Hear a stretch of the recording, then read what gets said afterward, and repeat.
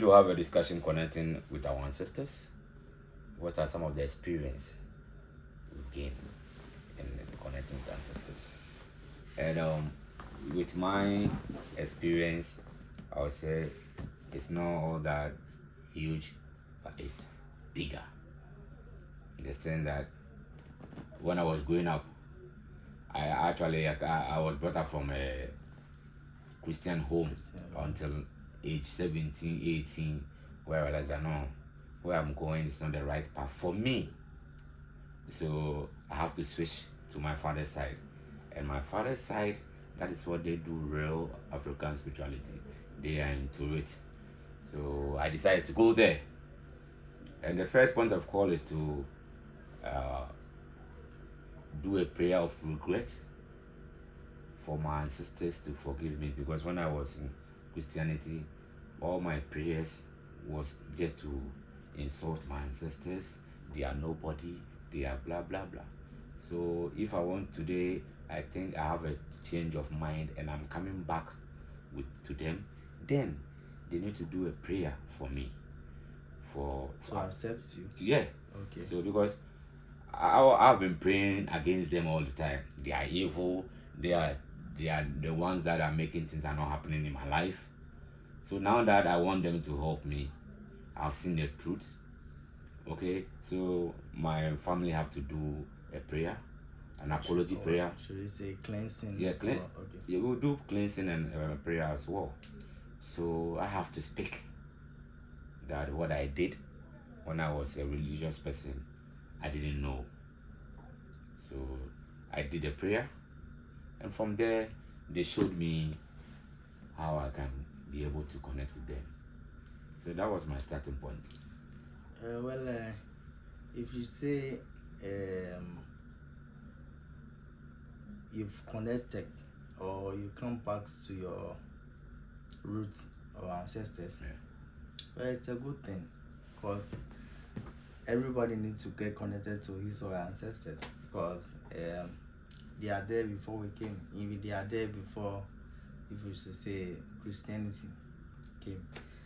And our forefathers and everybody, that is, they were a form of communicating through God, like to God, because they were communicating through them to God. And should we say they are intermediate between us and the Almighty. So they pray through them. And connecting to your ancestors is a good thing. But I wish you were saying before you were a Christian and insulting your ancestors and coming back to them. You find it a bit harsh, huh? It's a bit weird, because we still pray to the Almighty. We still pray to God. We pray through the Bible, through Jesus Christ, and we still pray. Some of us, or some people, still pray through their ancestors. And when we were kids, I mean, till now, till date, we all hear all sorts of things as our ancestors. They are bad. They are evil. Idol worshippers, they are evil. But they are still with us. Upon all the things we were saying to them, they are still with us. You understand? We are from a home, and every home or every tribe, there is an ancestor too. You get it? Yeah. So even when we move from here to Europe, they are still with you. They know you are part of it. That's their child, that's their son or daughter. The fact that you are still maybe a prophet or something, you are from a home. You understand? Yeah. And maybe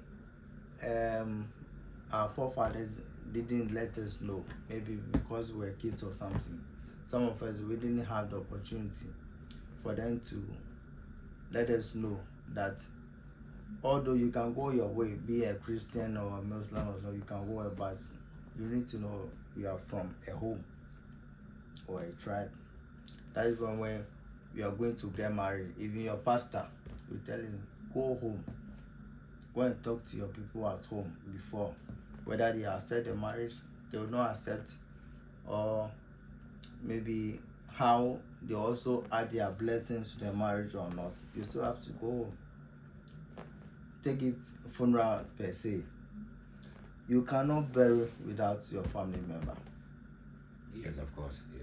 You get it? That's Africa. Definitely. That's Africa. For Africans, you cannot bury without the deceased, without your family member. They must bathe the corpse. There are people, you cannot just get up and bathe the corpse. You understand?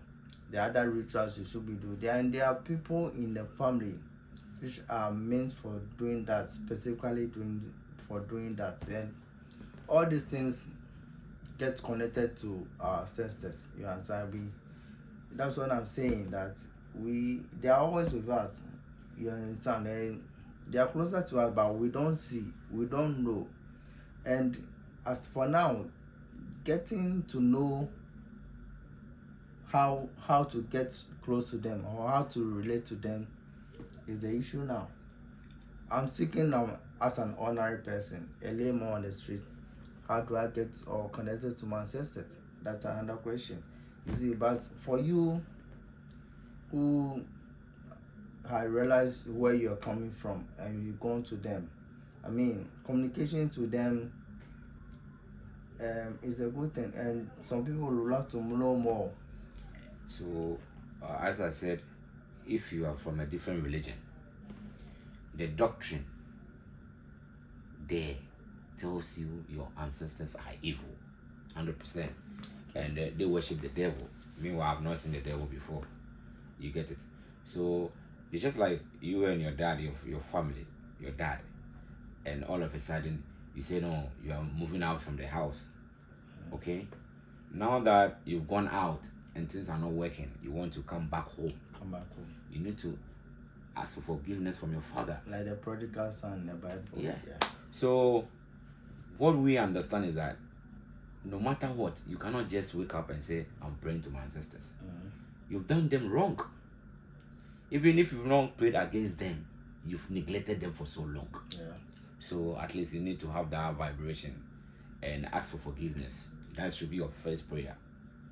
You get it? Then if you are in Africa, or maybe you are an African American in the diaspora and you don't know their name, then it depends. Your ancestors will be hitting you in your mind that go to Africa, go to this part of Africa. You understand? And definitely you get somebody, whether online or through your tour, you are going to meet somebody who is going to take you through your passage. You get it? And if you are in the diaspora, when coming, you need to pray intensively, asking your ancestors for direction. Because when you don't ask them and you say, no, I'm coming, you can be scammed. Where do you go? Who will you go to? No, when you are coming for tour, okay? If your ancestors have told you, go to Nigeria, go to Ghana, go to Togo, go to Benin, go to any part of Africa, you feel the vibration. So when you go, definitely your ancestors are ready to welcome you. And you are going to meet somebody there through your tour. You are going to meet somebody. You get it? How do you go to know? How will you get to know your ancestors with you? Or how do you communicate with the ancestors as well? That is what I'm saying. You feel your intuition is the first point. Your intuition. Of course. So they communicate through your intuition. Oh, I'm lonely. Now I'm in a diaspora. I don't have any ancestors. So how do I go about it? Please tell me something. When you speak these words into your mind, definitely they will tell you. I see. You understand? And me, for instance, after apologizing to my ancestors, I have to create an altar.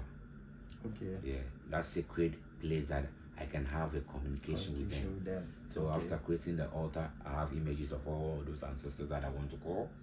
Then I have candles, candies, water, gin, and so on. So if I want to pray, that is where I go early in the morning.